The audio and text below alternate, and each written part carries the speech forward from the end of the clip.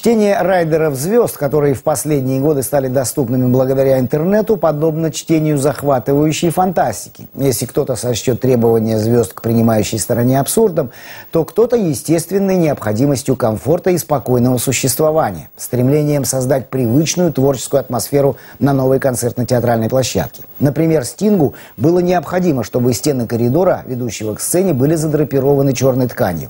А чего хочет Элтон Джон, расскажет Дмитрий Пивоваров.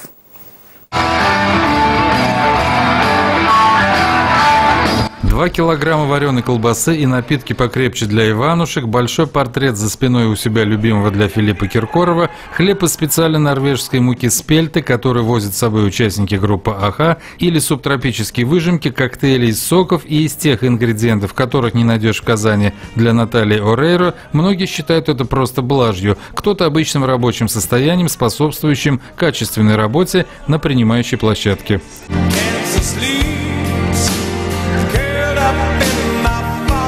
Концерт британского исполнителя Элтона Джона уже рассматривается как беспрецедентный случай. Звезды такого масштаба в городах на Волге доселе не появлялись. Добавьте сюда и самую одиозную личность певца и ряд его требований. Например, Элтона в Казани должны сопровождать 2 лимузина, черный и белый. Пусть фаны думают, что он в черном, а он вылез из белого и прямиком в отель. С Элтоном мы не видим никакой экзотики, мы видим просто блюдо британской кухни.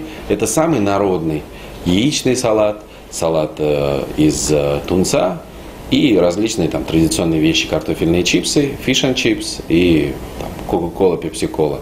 Вино тоже вполне доступно в любом казанском магазине, хорошем можно приобрести. Пальмы для его гримерки, ну, тоже ничего экзотичного. В любом казанском магазине для домашнего хозяйства можно найти эти 8 пальм, чтобы оформить его гримерку тоже. Как считает импресарио, райдер звезды должен быть выполнен где угодно, будь то Нью-Йорк, Занзибар или Казань. И это вроде бы не прихоть. Мы увидели там традиционные овсяные печенья британские, но сейчас мы уже узнали, что в Казани тоже живут люди, сами казанцы готовят такие печенья.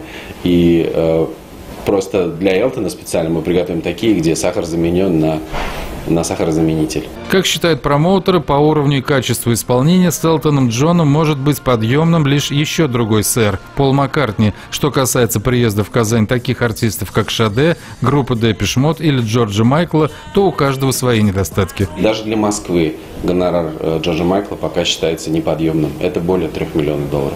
Дмитрий Пивоваров, Рустем Кадыров, телеканал «Эфир».